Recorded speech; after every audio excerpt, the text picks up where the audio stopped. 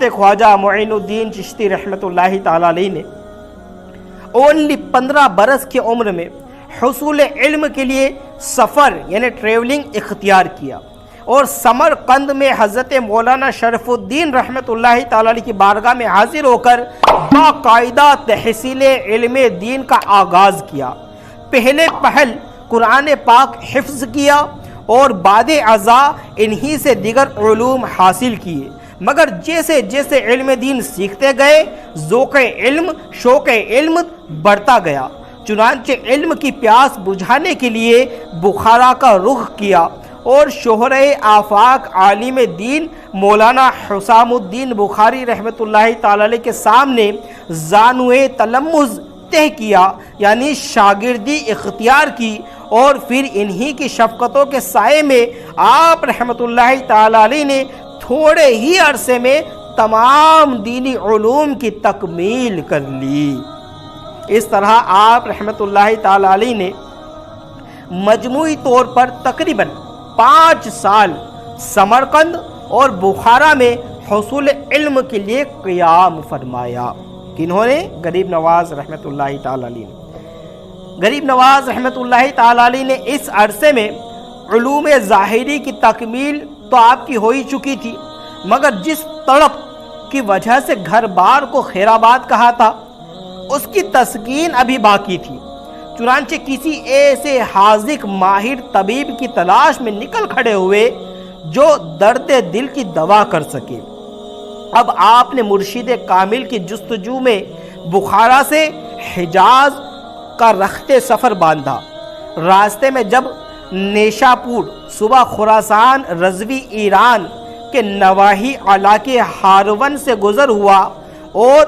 مرد قلندر قطب وقت حضرت عثمان ہارونی رحمت اللہ تعالی علیہ کا شہرہ سنا تو فوراً حاضر خدمت ہوئے اور ان کے دست حق پرست پر بیعت کر کے سلسلہ چشتیہ میں داخل ہو گئے۔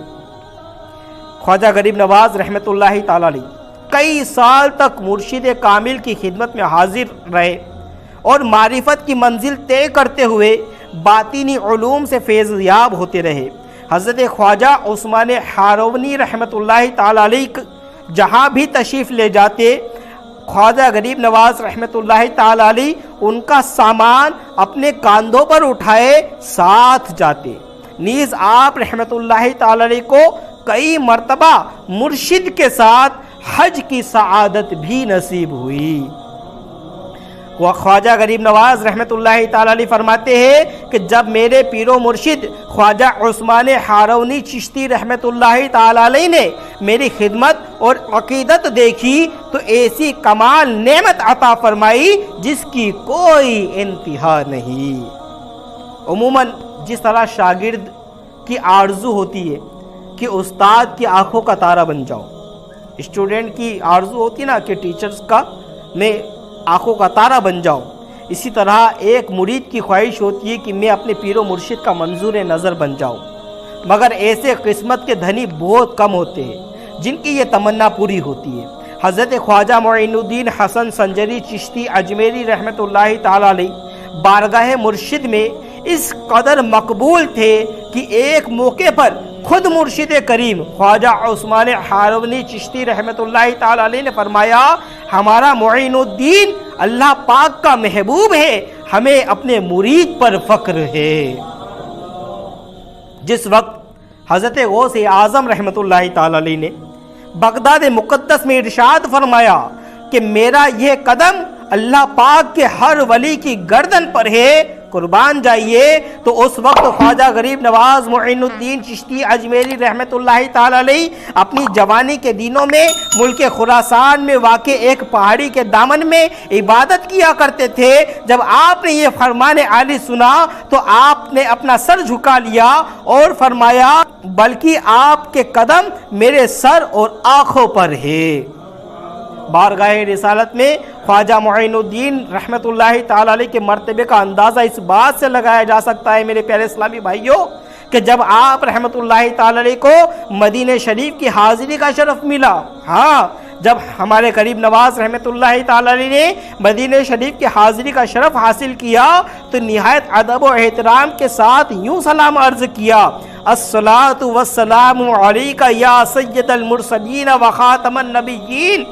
اس پر روضہ اقدس صلی اللہ تعالی علیہ وسلم سے آواز آئی: وعلیکم السلام یا قطب المشائخ۔ حضرت خواجہ غریب نواز رحمۃ اللہ علیہ کو آپ صلی اللہ تعالی علیہ وسلم ہی کی جانب سے ہندوستان کی سلطنت یعنی سلطانی بھی عطا کی گئی کہ سلسلہ عالیہ چشتیہ کے عظیم پیشوا خواجہ خواجگان سلطان الہند حضرت خواجہ غریب نواز حسن سنجری رحمۃ اللہ تعالی علیہ کو مدینہ منورہ کی حاضری کے موقع پر سید المرسلین خاتم النبیین صلی اللہ تعالی علیہ وسلم کی طرف سے یہ بشارت ملی: اے معین الدین، تو ہمارے دین کا معین یعنی مددگار ہے، تجھے ہندوستان کی ولایت عطا کی، اجمیر جا، تیرے وجود سے بے دینی دور ہوگی اور اسلام رونق پذیر ہوگا۔ میرے پیارے پیارے اسلامی بھائیوں، خواجہ غریب نواز رحمۃ اللہ تعالی علیہ اس بشارت کے بعد ہند روانہ ہوئے اور سمرقند، بخارا، عروس البلاد، بغداد شریف، نیشا پور، تبریز، اوش، اصفہان، سبزوار، خراسان، خرقان، استراباد، بلخ اور غزنی وغیرہ ہوتے ہوئے ہند کے شہر اجمیر شریف یعنی صوبہ راجستھان پہنچے۔ اتنا طویل سفر آپ نے اختیار فرمایا اور اس پورے سفر میں آپ رحمت اللہ تعالی علیہ نے سینکڑوں اولیاء اللہ اور اکابرین امت سے ملاقات کا شرف حاصل کیا۔ آپ رحمت اللہ تعالی علیہ اسی سفر کے دوران بغداد معلیٰ میں حضرت غوث اعظم محی الدین سید عبد القادر جیلانی رحمت اللہ تعالی علیہ کی خدمت میں بھی حاضر ہوئے۔ غوث پاک کی خدمت میں بھی غریب نواز رحمت اللہ تعالی علیہ حاضر ہوئے اور 5 ماہ تک بارگاہ غوثیہ سے بھی اکتساب فیض حاصل کیا۔ تبریز میں شیخ بدر الدین ابو سعید تبریزی رحمت اللہ تعالی علیہ کی بارگاہ سے علم کی میراث حاصل کی۔ جب اصفہان پہنچے تو وہاں پر شیخ محمود اصفہانی رحمت اللہ تعالی علیہ کے پاس حاضر ہوئے اور جب خرقان پہنچے تو وہاں پر شیخ ابو سعید ابو الخیر اور خواجہ ابو الحسن خرقانی رحمت اللہ تعالی علیہ کے مزارات پر حاضری دی۔ جب استراباد میں حاضر ہوئے تو حضرت علامہ شیخ ناصر الدین استرابادی رحمت اللہ تعالی علیہ سے کسب فیض حاصل کیا۔ ہرات میں پہنچے تو شیخ الاسلام امام عبداللہ انصاری رحمت اللہ تعالی علیہ کے مزار شریف کی حاضری سے مشرف ہوئے اور بلخ پہنچے تو وہاں پر شیخ احمد خزرویہ رحمت اللہ تعالی علیہ کی خانقاہ میں قیام فرمایا۔ یہی نہیں میرے پیارے پیارے اسلامی بھائیوں، اسی سفر میں آپ رحمت اللہ تعالی علیہ نے حضرت داتا گنج بخش سید علی حجویری رحمت اللہ تعالی علیہ کے مزار اقدس پر نہ صرف حاضری دی بلکہ 40 دن مراقبہ بھی کیا اور حضرت داتا گنج بخش رحمت اللہ تعالی علیہ کا خصوصی فیض حاصل کیا۔ مزار پر انوار سے رخصت ہوتے وقت داتا گنج بخش رحمت اللہ تعالی علیہ کی عظمت و فیضان کا بیان اس شعر کے ذریعے کیا۔ وہ شعر کیا ہے؟ گنج بخش فیض عالم مظہر نور خدا، ناقصہ را پیر کامل کاملہ را رہنما۔ اس کا ترجمہ ہوتا ہے یعنی گنج بخش داتا علی حجویری رحمت اللہ تعالی علیہ کا فیض سارے عالم پر جاری ہے اور آپ نور خدا کے مظہر ہیں۔ آپ کا مقام یہ ہے کہ راہ طریقت میں جو ناقص ہے، آپ کا مقام یہ ہے کہ جو راہ طریقت میں ناقص ہے ان کے لیے آپ پیر کامل ہیں اور جو خود پیر کامل ہے آپ یعنی داتا گنج بخش رحمت اللہ تعالی علیہ ان پیر کاملوں کے بھی رہنما ہے۔